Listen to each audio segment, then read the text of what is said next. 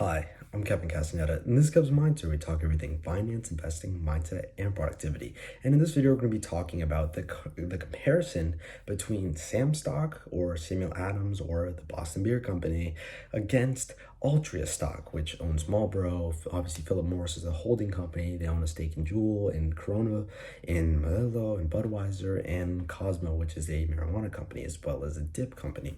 So they own a lot of companies. Both of them are huge brands that control other major brands. So we're going to be talking about these two stocks, which one I prefer and why. So we're going to be talking about this in this video, and I hope you enjoy. Okay, so we're going to start off with SAM, or the Boston Beer Company. Now, the Boston Beer Company is a really intricate company. Now, or not intricate in the way that they're complicated, but intricate in the way that they have a lot of holdings and things like that. They have a lot of brands. So they own, obviously, their main brand that they literally named their ticker off of, Samuel Adams. Then they own Angry Orchard. Then they own Twisted Teas, Trulies, and other beers as well. So these are some pretty major brands. And now this begs the question, okay, are they worth buying? Well, we can look at the chart a little bit, which I showed previously, and you can see that they dropped from about 1,300 all the way down to the 400s, now sitting at about 530. I'm personally up about 8%, having bought at first at 511 and averaged down to about $498 per share. So I really like this company. I think that during the summer, they blew up because of the fact that they expected the hard seltzer category to continue to grow and continue to grow. And I think this is really important to look at because you have to see, okay, how much did they expect it to grow and how much did it actually grow? And is there like a buffer in between where people overreacted because the stock was trading at about 1,300, now it's trading in the 500s. So was there an overreaction? And if the answer to that question is yes, then that gives you your first indication of, okay, I should look into this company. So personally, I looked at the hard seltzer growth, and hard seltzer obviously slowed down, but I personally don't think that it was because hard seltzer is not going to grow anymore. It's still expected to grow, not nearly as high as they expected it, but it's still expected to grow a quite substantial amount. So when I look at these analytics and when I look at the potential growth opportunity for this company, I see, okay, during the summer, they bought a lot more stock and inventory that they needed because of the fact that there were obviously kind of shipping constraints and supply constraints in general. So this caused them to not be able to supply as much Trulies and as many Twisted Teas as they wanted to. So with this problem, not being able to supply as many beverages as they wanted to, they had to buy more in advance, expecting a huge growth continuing forever, which I think this was a mistake on the company side because I think that they know their business more than anyone. And clearly, we all know that people tend to go and drink more during the summer, and especially heading out of lockdown for the first real time where mask mandates were going down, where booster shots were being applied, and COVID shots in general were being applied. So these were huge movements, right? And this allowed people to go out for the first time in a long time and have a mass amount of people start to go out again. So when I look at these things, I think, okay, did they overestimate? Yes, I think that they did. And that's what caused them to have to hold on to all this inventory that's now costing them more money than they ever expected. So I'm looking at this company and I'm thinking, okay, they made a mistake, but now they understand. They understand that, okay, there's going to be growth in this, but it's not going to be as big as they thought. Because in the summer, I expect this hard seltzer category to boom again. I expect all the beer companies to do very well. But we're heading into winter. We're heading into more variants when it comes to the pandemic and stuff. So we're getting into all these issues. And I think that they didn't expect all this stuff. And a lot of things happened that were unprecedented. And now it's costing them money and it's causing their stock to tumble. And I think this is a great opportunity to pick up the company. I think it's an incredible company. I think they're going to continue to grow. And I'm very excited for them. Obviously, of course, right now they don't pay a dividend. They do make money. They don't make a crazy amount of money, but they have a decent EPS, which you can check out. And the company is pretty great. They have a good kind of outlook on what they can do. They're pretty driven. They have a great team behind them, and they have strong brands behind them, which are well known. They're starting to build out their hard seltzer categories we've talked about pretty much this whole video.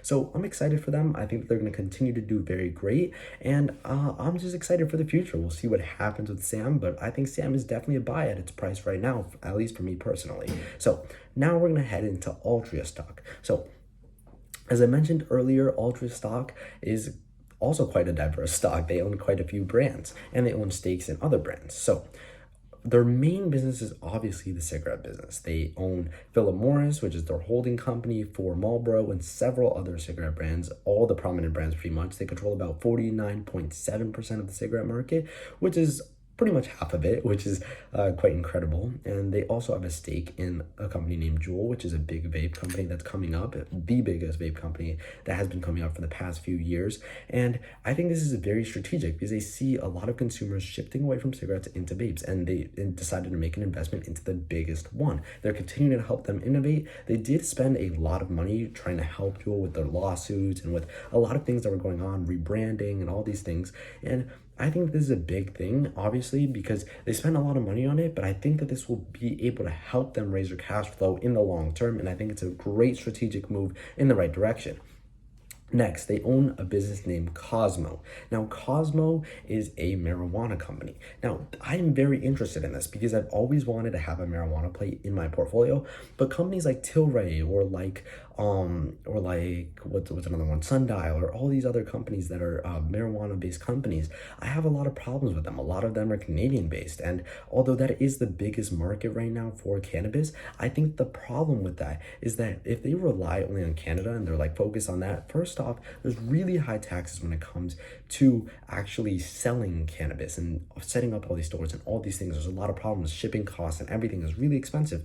And these up and coming companies are having trouble being able to export to different states because there's states in the United States that do allow cannabis. However, there's different regulations, there's different people, there's different ages, and there's a lot of complications right now, and it's kind of just up in the air right now.